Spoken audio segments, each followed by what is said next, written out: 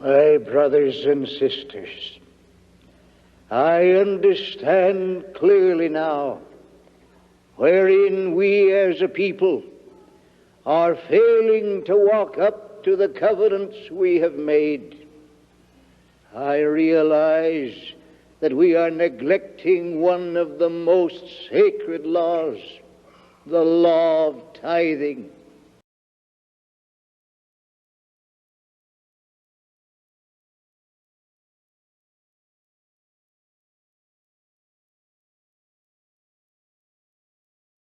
From wildfire warnings to watering restrictions, we've heard a lot of warnings about the exceptional and extreme drought in Utah. And every few minutes, dozens of monitoring stations measure streams and rivers to tell us what conditions are right now. Fox 13's Max Roth shows us. Utah's waterways are drier than they've been in the last 2 decades for this time of year, in which they should be flowing at their peak. That's what I realized looking at the data the U.S. Geological Survey puts out all day, every day. The red dots on this map of Utah show water is low. We'll zoom in on 3 significant places, starting with the Green River at the town of Green River. We need more rain, and we need it now. We need some divine intervention. That's why I'm asking Utahns of all faiths to join me in a weekend of prayer, June 4th through the 6th.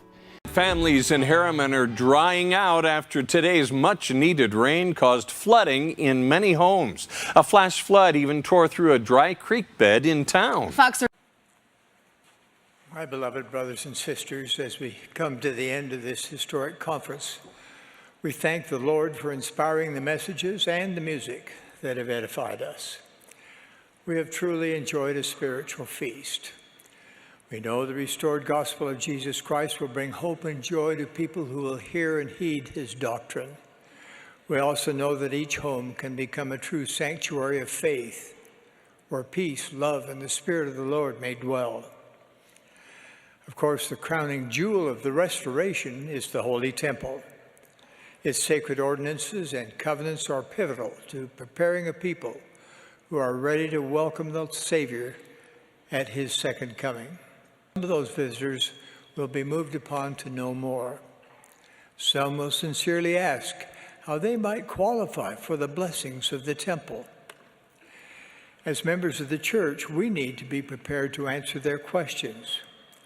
We can explain that the blessings of the temple are available to any and all people who will prepare themselves. But before they can enter a dedicated temple, they need to qualify. The Lord wants all his children to partake of the eternal blessings available in his temple. He has directed what each person must do to qualify to enter his holy house. All requirements to enter the temple relate to personal holiness. To assess that readiness, each person who wants to enjoy the blessings of the temple will have 2 interviews. First, with a bishop, bishopric counselor, or branch president. Second, with a stake or mission president or one of his counselors. In those interviews, several questions will be asked. Some of those questions have recently been edited for clarity. I would like to review them for you now. Do you strive to be honest in all that you do? Are you a full tithe payer?